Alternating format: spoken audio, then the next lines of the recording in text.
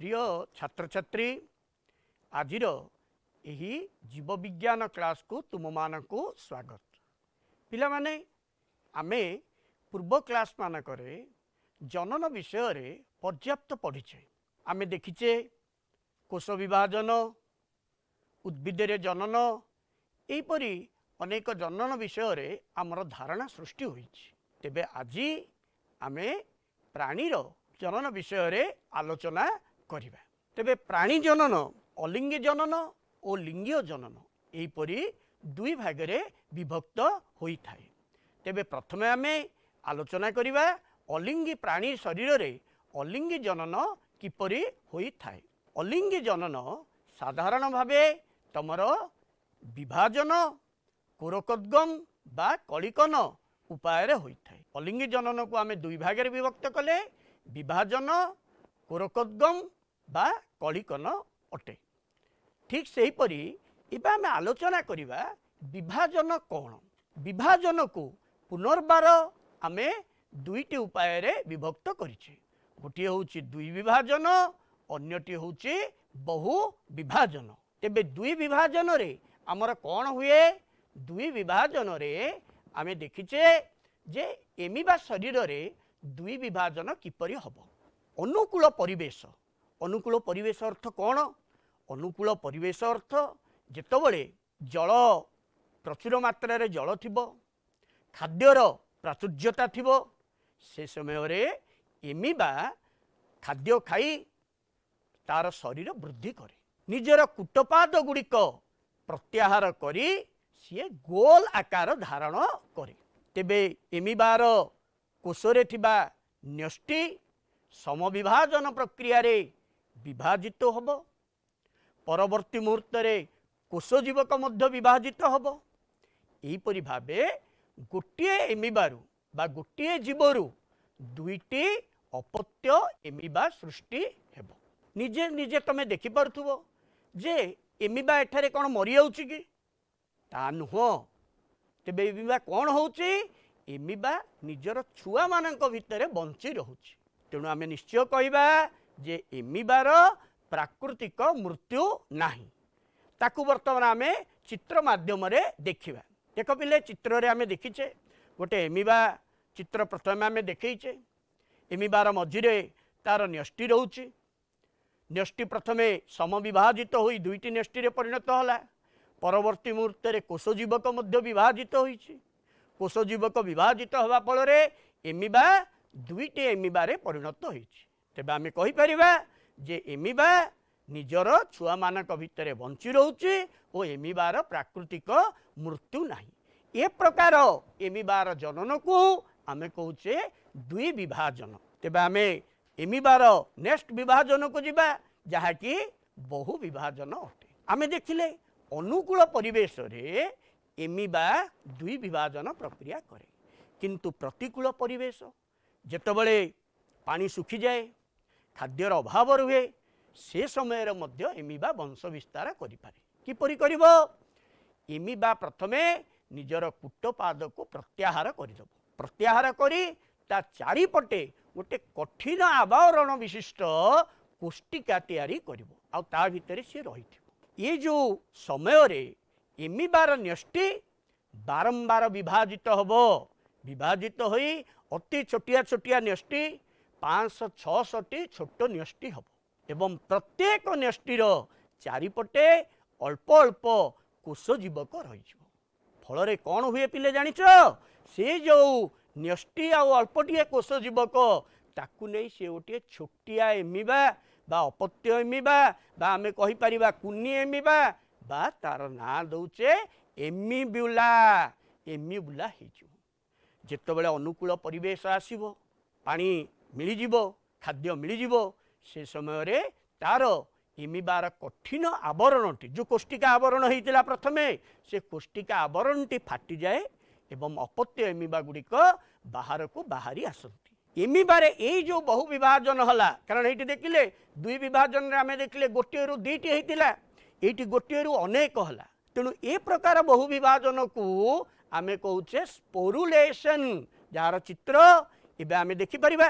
तमे निश्चय देखि पारुथबो चित्र रे जे एमिबा एमिबार चारिपटे सिस्ट होइछि सिस्ट अर्थ कोष्टिका से सिस्ट भितर तार न्यूक्लियस अनेक भागरे विभक्त हुए देखि पारुथुवा चित्र रे अनेक गुड़िए न्यूक्लियस हो जाइछि बा न्यष्टि हो जाइछि से न्यष्टि चारिपटे किछि किछि कोष जीवक रही सेगुड़िक कुनि कुनि एमिबारे परिणत हो जाइछन्ति अनुकूल परिवेश रे सेगुड़िक पदा को बाहरी आसन्ति या को आमे कहले कोन एमिबारे बहु विभाजन तेबे आमर जो एमिबा कथा एमिबारे आमे विभाजन दुई विभाजन बहु विभाजन कथा कहले आउ एक प्रकार अलिंगी जनन हला कोरोकोद्गम बा कलिकन बोली कहि परिबा कोरोकोद्गम कौन ताकू पुनर्बार आमे दुई भाग में विभक्त कले गोटे है बाह्य कोरोकोद्गम आ गोटे हूँ अंत कोरोकोद्गम तेबे प्रथमे आमे आलोचना करिबा बाह्य कोरोकोद्गम कौन अटे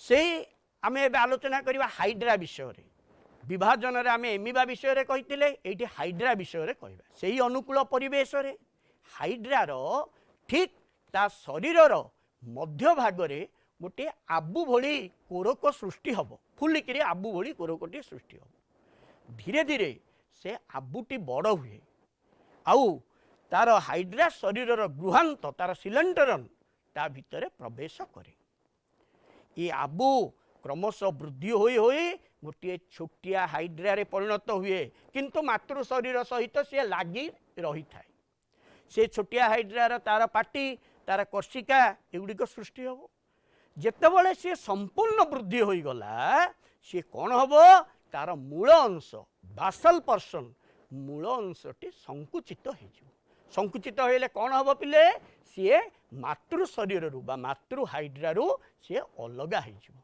अलगा होइले स्वाभाविक भावे सी स्वाधीन भावे जीवन यापन करिवो वर्तमान आमे ताकू चित्र माध्यम रे देखिबा देखो एठी चित्र रे देखाई तार पाखरे गोटे छोटिया आबु भली होइछि आस्ते आस्ते आबुटी छोटिया हाइड्रा रे परिणत होउछि धीरे धीरे धीरे धीरे हाइड्रा तार कौन होइछि तार हाइड्राटी तार मूल संकुचित होइला परे ये जो कुनी हाइड्राटी मातृ हाइड्राठू अलगा हो जाइछि चित्र रे तमे देखि पारुथो आकु आमे कहले बाह्य कोरोकोद्गम काहेकि बाह्य कहले जानि पारलो कारण यह शरीर रो बाहर संगठित होतुवारु आकु बाह्य कोरोकोद्गम बोली कुआ जाय तेबे आमे नेक्स्ट को जिबा अंत कोरोकोद्गम पिला माने प्रतिकूल परिवेश रे स्पंज शरीर रे जेम्यूल गठन हुए जेम्यूल ताकू अन्य माने गेम्यूल बोली कहउचंती आमे जेम्यूल बोली कहिबा तेबे जेम्यूल कौन ये जो प्रतिकूल परिवेश रे स्पंज आउ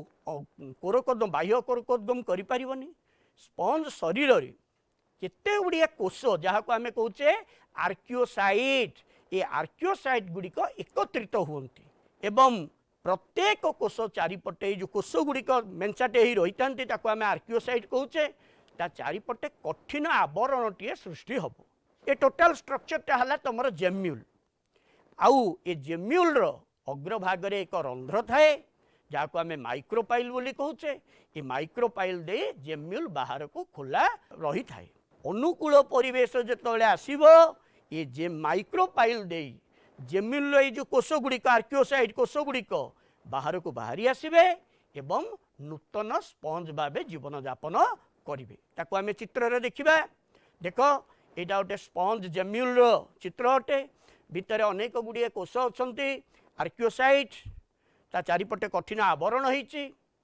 ऊपर भाग रे माइक्रोपाइल अच्छी एक रंध्र अच्छी जेतबेले अनुकूल परिवेश आसीबो ए आर्कियोसाइट गुड़िक से रंध्र दे बाहर को बाहरी जाती एवं नूतन स्पंज भावे तार जीवन यापन करती यहीपरि भावे आमे देखिले अलिंग जनन रे तमर विभाजन गला दुई विभाजन बहु विभाजन कोरोकोद्गम देखिले कोरोकोद्गम रे बाह्य कोरोकोद्गम अंत कोरोकोद्गम हाइड्रा रे आमे आलोचना कले स्पंज रे जेम्यूल गठन आलोचना कले तेबे इबे आमे आगे जिबा कोन जे आउ गोटे हाइड्रा रे पुनरुद्भवन प्रक्रिया हुए पुनरुद्भवन जहाँ आमे इंग्राजी रे कहि परिबा रिजेनरेशन कौन रिजेनरेशन जदि आमे प्राणी शरीर को काटी देबा जेपरिक आमे चित्र रे देखौ हाइड्रा को आमे काटी देते दुई भाग रे विभक्त करछे दुई भाग रे विभक्त कलारु उपर भागरू निम्न भाग सृष्टि होगला निम्न भागरू उपर भाग सृष्टि होगला तार तो गोटे हाइड्रा रु दुईटी हाइड्रा तैयारी होगला या आम कहे पुनरुद्भवन हाइड्रार शरीर को आम खंड खंड कर काटिदेले प्रत्येक खंडरू तुमर नूतन हाइड्रा जात हुए आपको आम कहे पुनरुद्भवन तेणु यहीपरि भाव आम अलिंग जनन पढ़िले एबे आम आलोचना करिबा मानवर लिंगीय जनन मानवर लिंगीय जनन कौन अटे अच्छा पिला माने आम जानिचे मनीष होउचे गोटे स्तन्यपायी प्राणी प्रजनन जरिया वंश विस्तार करिबा मानव जातिर निरवच्छिन्नता निश्चित करिबारे उभय पुरुष और स्त्रीर भूमिका अच्छे अर्थ लिंगीय जनन रे दुई जनकर भूमिका रोचे पुरुष आउ स्त्री तेबे ये जो लिंगीय जनन हेबा पई निहाती आवश्यक कौन जुग्मक सेटा हला पुजुग्मक आउ स्त्री जुग्मक तेबे ये जो जुग्मक तैयारी होउची ताकू कहूचे जुग्मक जनन जो प्रक्रिया रे पुरुषर शुक्राशय शुक्राणु स्त्रीर डिंबाशय डिंबाणु सृष्टि हुए ताकू जुग्मक जनन कहा जाए तेबे जुग्मक जनन को आम निश्चय दुई भाग में विभक्त कर गोटे है शुक्राणु जनन अन्यटी है डिंबाणु जनन तेबे प्रथमे आम आलोचना करिबा शुक्राणु जनन उपरे देख शुक्राणु जनन किपरि हुए आम जानिचे पुरुषर जनन अंग है शुक्राशय आम जहाँ विषय में परवर्ती मुहूर्त आलोचना करिबा शुक्राशय अनेक गुड़िए शुक्रोत्पत्ति सूक्ष्म नलिका थाए ये जो सूक्ष्म नलिकार आवरण को आम कहे जनन अधिच्छद बा जर्मिनाल एपिथेलियम तुम चित्र रे देखि पारुथबो ये जो जनन अधिच्छद बा जर्मिनाल एपिथेलियम जो कोषरे गठन होईची ताकू आम कहे आदि जायक कोष आदि जायक कोष तेबे ये जो शुक्राणु जनन आदि जायक कोषर ही आरंभ हुए शुक्राणु जनन को आम तीनोटी प्रावस्था पढ़ा प्रगुणन प्रावस्था वृद्धि प्रावस्था परिपक्वन प्रावस्था प्रगुणन प्रावस्था कौन अटे प्रगुणन प्रावस्था तुम ये जो जनन प्रगुणन प्रावस्था जो जनन अधिच्छेद आदि जायक कोष गुड़िक अच्छी समविभाजन फल से अनेक गुड़िए कोष उत्पन्न हुए आम जाने समविभाजन गोटे दुईटी दुई रु चार चार रु 8टी 16 32 यहीपरि अनेक गुड़िए कोष सृष्टि होता है से कौन कहवा आदि जायक कोषरु समविभाजन प्रक्रिया रे जो कोष गुड़िक उत्पन्न हुए ताकू कहे मूल शुक्राणु कोष मूल शुक्राणु कोष पर्यंत आमे प्रगुणन प्रावस्था बोली कहि परिया प्रगुणन अर्थ मल्टीप्लिकेशन बहुत गुड़िए कोष तैयारी हला इबे देखिबा प्रगुणन प्रावस्था परे आसुची वृद्धि प्रावस्था मूल शुक्राणु कोष तार आकार वृद्धि पाई प्राथमिक शुक्राणु कोष रे परिणत हुए प्राथमिक शुक्राणु कोष पुनर्बार अर्ध विभाजित हुई प्रथम विभाजन रे तुम जान अर्ध विभाजन होची दुईटी हुए प्रथम विभाजन द्वितीय विभाजन प्रथम विभाजन रे सी द्वितीयक शुक्राणु कोष हुए जार गुणसूत्र संख्या n हम द्वितीय विभाजन रे पुनर्बार दीटारू आउ दुईटी दुईटी चारोटी हम ताकू कहबा प्राक शुक्राणु कोष तेबे ये जो प्राक शुक्राणु कोष रो परिवर्तन और परिवर्धन किछि गोटे परिवर्तन हम किछि गोटे चेंज हम तार आकार वृद्धि हम हुई प्राक शुक्राणु कोष रे अनेक गुड़िए परिवर्धन हुई सी गोटे पूर्णांग शुक्राणु रे परिणत हुए तेबे ये जो प्राक शुक्राणु कोष रु शुक्राणु हैला ताकू कहले स्पर्मियोजेनेसिस किंतु आदि जायक कोषरु शुक्राणु को आम कहबा स्पर्माटोजेनेसिस इंग्लिश रे स्पर्माटोजेनेसिस किंतु प्राक शुक्राणु कोषरु शुक्राणु हवा को कहूचे स्पर्मियोजेनेसिस तेबे एबे आमे चित्र रे देखि पारुचे तीनोटी प्रगुणन प्रावस्था वृद्धि प्रावस्था और परिपक्वन प्रावस्था प्रगुणन प्रावस्था रे आमे देखुचे अनेक कोष सृष्टि हला प्राथमिक शुक्राणु कोष तापरे वृद्धि हला मूल शुक्राणु कोष पर अर्ध विभाजन होउची अर्धविभाजन होला परे सेथिरु द्वितीयक शुक्राणुकोश प्राक शुक्राणुकोश और परवर्ती मुहूर्त रे सेथिरु पूर्णांग शुक्राणु तैयारी हला। तेणु एहीपरि भावे आमे देखिले या होची शुक्राणु जनन।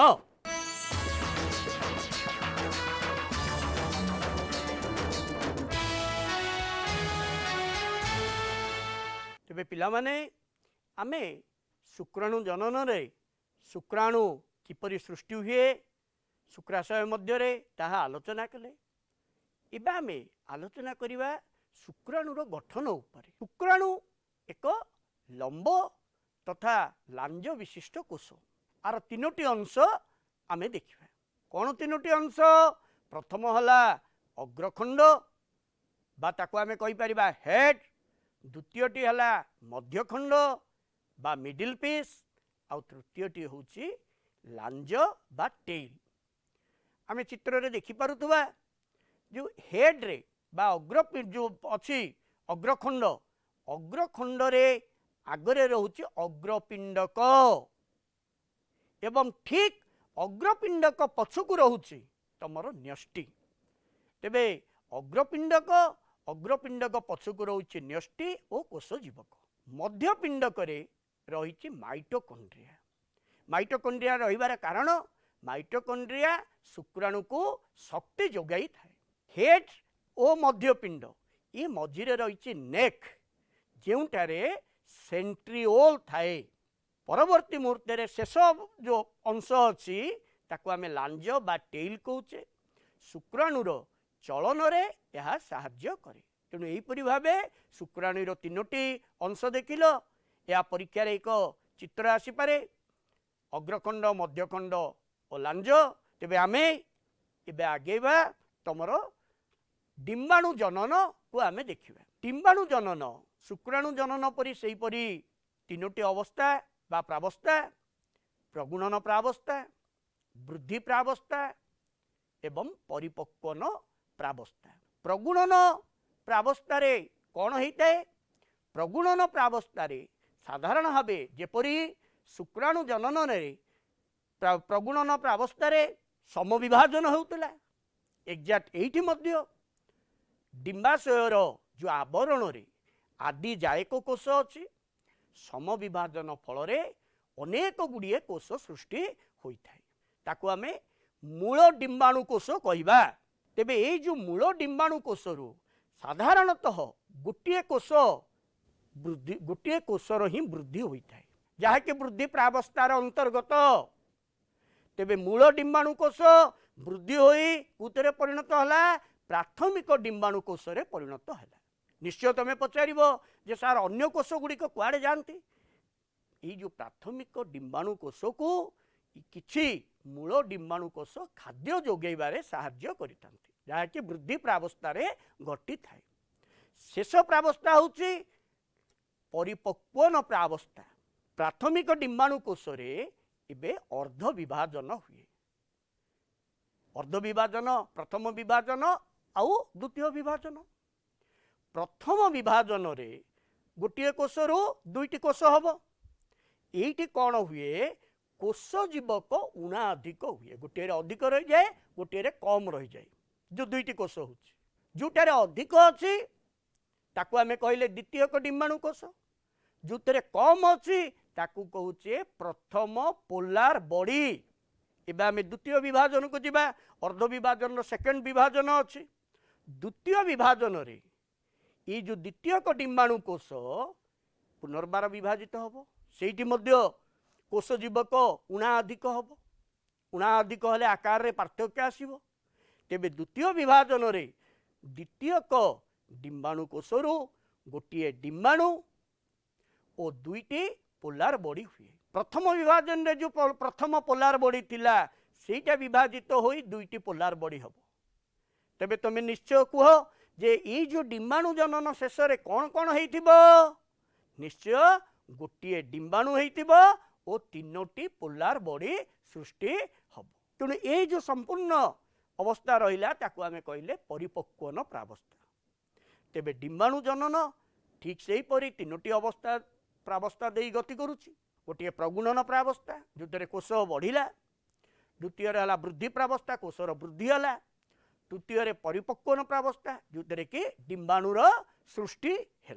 ये देख चित्र में तुमको दर्शई प्रथम अवस्था किपरि कोश वृद्धि होती कोश अनेक गुड़िए कोश सृष्टि होती कोशर आकार वृद्धि होती आउ परिपक्वन प्रावस्था गोटे छोट कोश गोटे बड़ कोश होती शेष ये जो बड़ कोशटी को आम कहूचे डिंबाणु बोली जार गुणसूत्र संख्या एन अटे बा अगुणित बा हाप्लॉयड देख गोटे डिंबाणुर चित्र आम देखुचे डिंबाणुर चित्रटे तुम देखुच जे तार गोटे बाहर गोटे कुंची कुंचिया ही लेयर गोटे अच्छी गोटे स्तर अच्छी ताकू कहूचे कोरोना रेडियाटा ता तलकू गोटे यूनिफॉर्म लेयर अच्छी ताकू कहूचे जोना पेल्युसिडा एवं डिंबाणुर ठीक मझिरे न्यष्टि रोची न्यष्टि चारिपटे कोश जीवक रही तेरे ये है तुमर डिंबाणुर गठन गोटे मनुष्य डिंबाणुर यह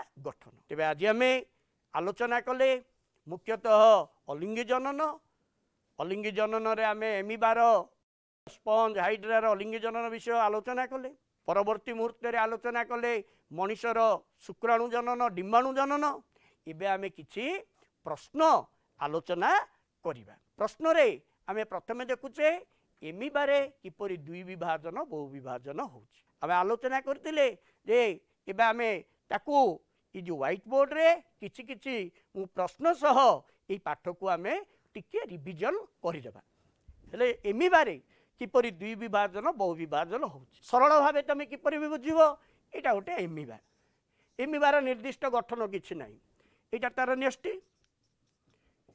न्यष्टि प्रथमे दुई भागे विभक्त होला सम विभाजन रे वर्तमान कोश जीवक दुई भागे विभक्त होछि एटा गोटे एमिबा हेला ये गोटे एमिबा हेला तेबे गोटे रु केतरे हला दुईटा हला आको आमे दुई विभाजन कहले बहु विभाजन कौन बहु विभाजन एमिबा प्रतिकूल परिस्थिति चारिपटे कोष्टिका तैयारी हुए तार न्यष्टि रोची मझिरे एवं ये न्यष्टि अनेक छोटिया छोटिया न्यष्टि रे परिणत हुए 500-600 न्यष्टि हुए तेबे ये जो न्यष्टि चारिपटे टिके टिके कोश जीवक रही आंती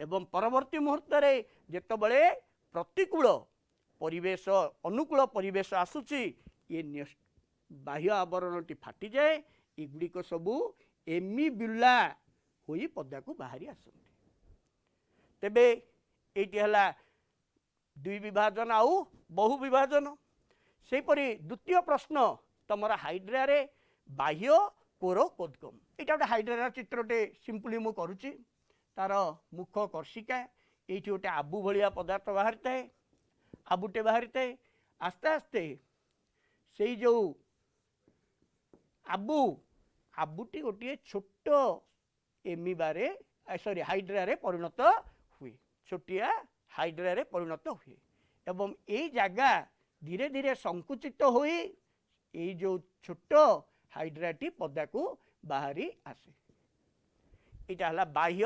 कोरोकोद्गम आमे तृतीयटा देखिबा शुक्राणु जनन संबंध रे आलोचना करिवो आमे आलोचना कले तथापि समय को सूचना पुनर्बार तुमको व्हाइट बोर्ड रे दउची एटा आदि जायक कोश एटी 2n रहउची प्रथमे समविभाजन होई अनेक गुड़िए कोश सृष्टि हुए एटा तमर प्रगुणन प्रावस्था एठरू वृद्धि प्रावस्था आसे वृद्धि प्रावस्था वर्तमान एठरू दुईटी कोश हब परिपक्वन प्रावस्था ता तले आउ दुईटी कोश हला एपरि चारोटी कोश हब आको आमे मूल शुक्राणु कोश कहले मूल शुक्राणु कोश एटी तमर द्वितीय को शुक्राणु कोश एटा प्राक शुक्राणु कोश रु शुक्राणु तैयारी होउछि ताको आमे स्पर्मियोजेनेसिस कहउछि तेबे सेही परी चतुर्थ प्रश्न डिंबाणु जनन जा विषय आमे आलोचना करि सारछे सेही तीनोटी अवस्था देई गति करूछि प्रावस्था प्रगुणन ओ वृद्धि परिपक्वन यहपरि आलोचना कले। पंचम को प्रश्न शुक्राणु गठन जहाँ विषय आम कहीचे आगुरु अग्रपिंड मिडिल पीस टेल। तेबे आज ये जो पूरा पीरियड टी आम आलोचना कले प्राणी रे किपरि जनन होची अलिंगी जनन और मनुष्य शरीर रे युग्मक गठन। निश्चय तुमको यह उपादेय हेबो परीक्षा उपयोगी हेबो। धन्यवाद।